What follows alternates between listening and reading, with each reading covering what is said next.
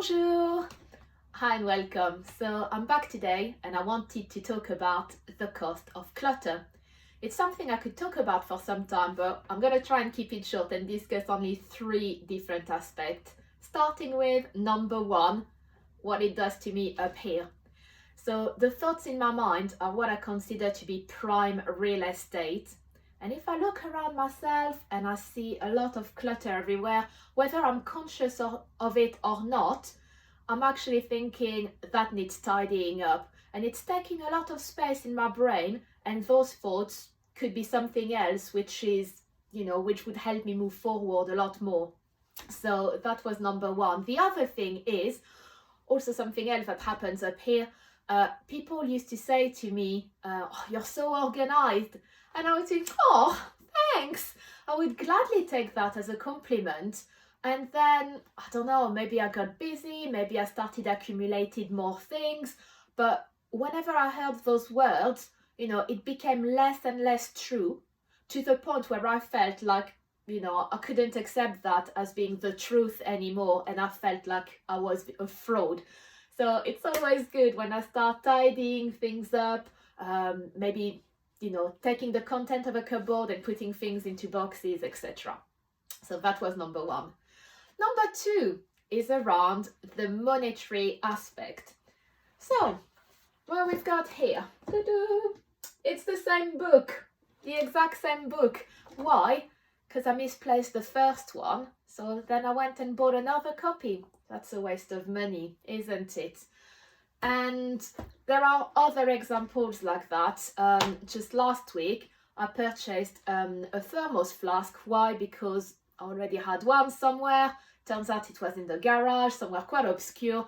I even forgot I had it. So again, I'm buying duplicate items because I don't remember what I already had, because they're not in a proper place.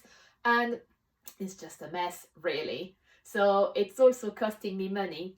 And the third thing I wanted to talk about, it's actually your true self versus your fantasy self.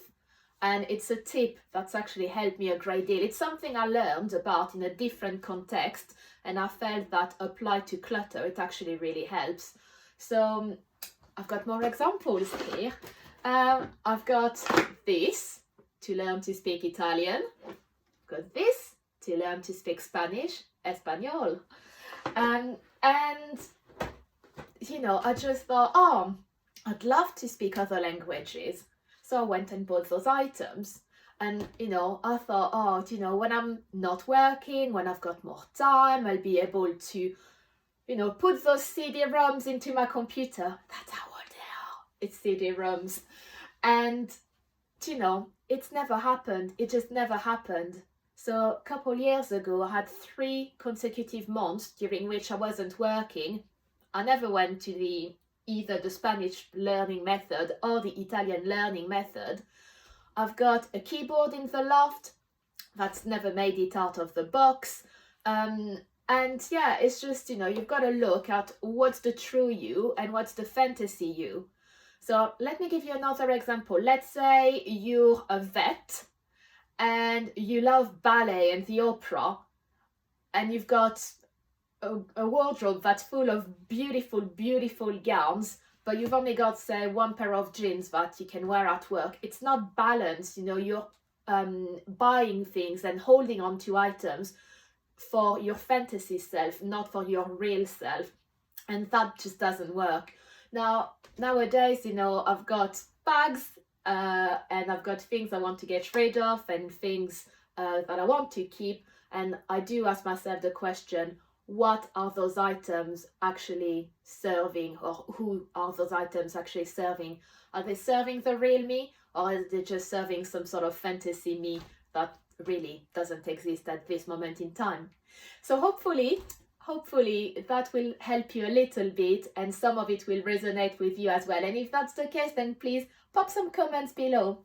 Thanks very much. Bye.